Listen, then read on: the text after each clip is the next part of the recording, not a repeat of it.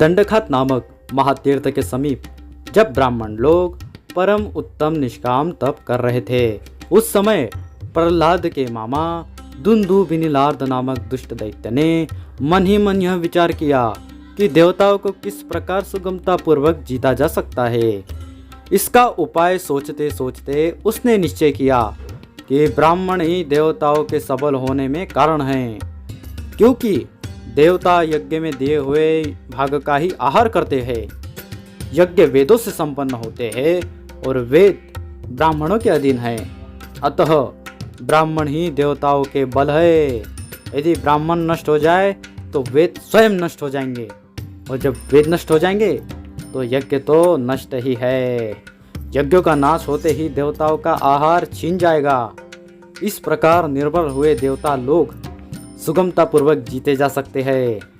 देवताओं के परास्त होने पर मैं ही तीनों लोगों का सम्मान्य सम्राट होऊंगा। यह सोचकर उसने ब्राह्मणों को ही मार डालने का बार बार उद्योग किया।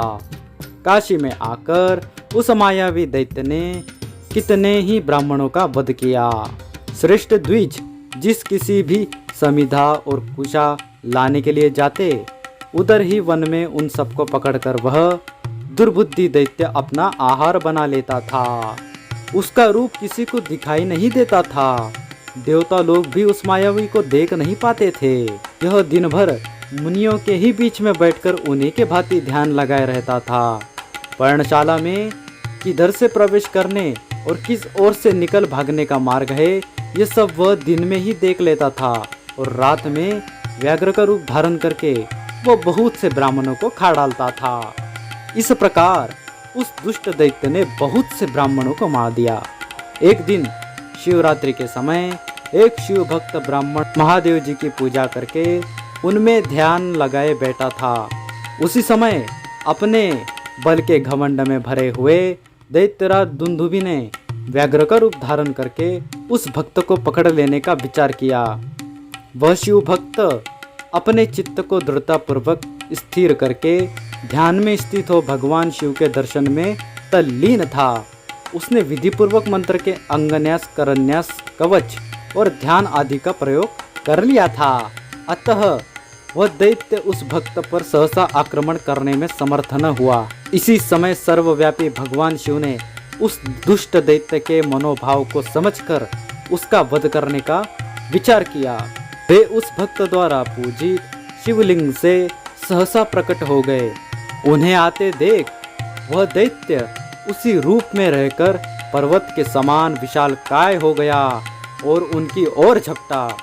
इतने में ही उसे पकड़कर भगवान ने अपनी कांख में यानी बगल में दबा लिया और उसी में पीस डाला। इस प्रकार बगल में कुचला जाता हुआ वह दैत्य आकाश और पृथ्वी को गुंजाता हुआ आर्तनाद करने लगा। उसका चित्कार सुनकर बहुत से तपस्वी रात्रि में उसी शब्द का लक्ष्य करके उस पर्णशाला में आ पहुंचे। वहां उन्होंने देखा भगवान शंकर अपनी बगल में एक व्याघ्र को दबाए हुए खड़े हैं। यह देख सबने जय जयकार करते हुए उनके चरणों में प्रणाम किया और स्तवन किया। जगत गुरु ईश, आप हम पर अनुग्रह कीजिए और इस रूप में व्याघ्रेश नाम धारण करके यहाँ निवास कीजिए। महादेव, इस श्रेष्ठ स्थान की आप सदैव रक्षा करें। उन तपोधनों का ऐसा वचन सुनकर चंद्रभूषण भगवान शिव ने कहा, ब्राह्मणों, ऐसा ही हो। जो श्रद्धापूर्वक यहाँ इस रूप में मेरा दर्शन करेगा, उसके समस्त उपद्रवों का मैं निश्चय ही नाश करूँगा। ऐसा कहकर महादेव जी उस शिवलिंग में लय को प्राप्त हो गए।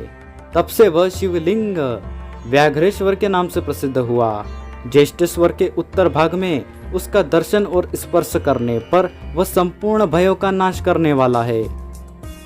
मित्रों, यह व्याघ्रेश्वर नामक शिवलिंग काशीपुरी में है, जो भगवान शिव की पुरी है। हमें आशा है आपने यह कथा कभी सुनी नहीं होगी। यदि कथा अच्छी लगी है तो शिव भक्तों से शेयर कीजिए, क्योंकि उनकी भक्ति बढ़े और जो अभक्त है वे भी भक्त बन जाए। वीडियो पसंद आए तो वीडियो को शेयर कर दीजिए। हर हर महादेव।